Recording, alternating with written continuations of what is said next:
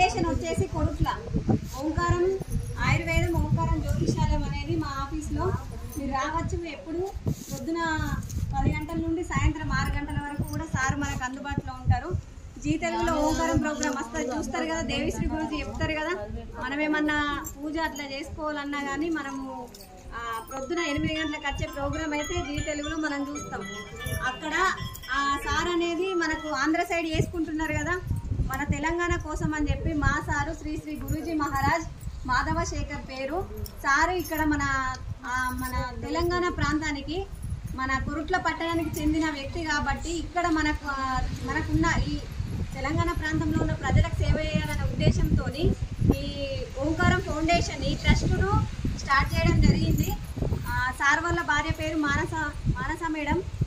మానస madam మొత్తం ఆయుర్వేదం section మొత్తం చూసుకుంటారు. Madam chairman. సారు వృత్తిరీత్యా ఏంటంటే అని మేము చెప్తున్నాం అంతే.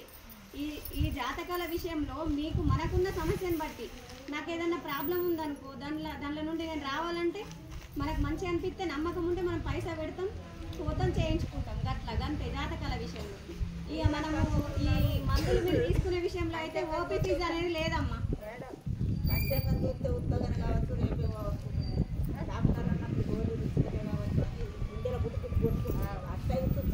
ఒక విషయం చెప్పాలమ్మా, ఇప్పుడు వట్టిగానే చూస్తారు. ఇప్పుడు ఇంతమందికి పెళ్ళిళ్ళే చేస్తున్నారు, సారు ఫ్రీగానే చూస్తారు. కానీ మనం ఎక్కడ కూడా ఉచితంగా వచ్చింది తీసుకుంటే అది మనకు పని చేయదమ్మా. కనీసం మనం ఒక 50 రూపాయలన్నా అక్కడ పెట్టి రావాలి. 50 రూపాయలు, 20 రూపాయలు, 21 రూపాయలు, 11 రూపాయలు అట్లా వట్టిగా రావద్దు. అది మీకు తెలుసు, నేను మీకు చెప్పాల్సింది కాదు, మీరు నాకు చెప్పాలి. మీ అనుభవాన్ని బట్టి నాకు మీరు చెప్పాలి, నేను మీకు చెప్పాలి. లగ్గం పోతే కట్నం పెట్టాలి, లగ్గం పోతే కట్నం పెట్టాలి లగ్గ అంటలే ఆలోచించుతామంట. ఎన్ని పెట్టాలి ఇప్పుడు మనము నేను మాట్లాడేది. మన దగ్గర వాళ్ళు అయితే చీర కొంటాం, బట్టలు కొంటాం, ఎక్కువ 500, 1000, 116 అట్లా పెడతాం. దూరం వాళ్ళు అయితే 200 పెట్టేస్తాం. అవునా కాదు? అట్లా మనం ఆలోచించుకుంటాం.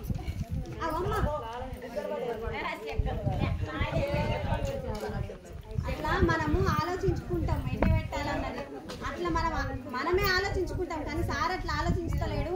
అట్లాంటి ఆలోచన చేసిండు, సేవ చేయాలనే భావంతో అట్లా పుస్తల మట్టలు అనేది చేయించుతుండు. మన పుస్తాపూర్ గ్రామంలో కూడా మనము చేపిద్దామని చెప్పి నేను అనుకుంటున్నాను. సరేనా? మీకేమైనా డౌట్లు ఉంటే నేను మొత్తం మాట్లాడినాక అడుగుతాను.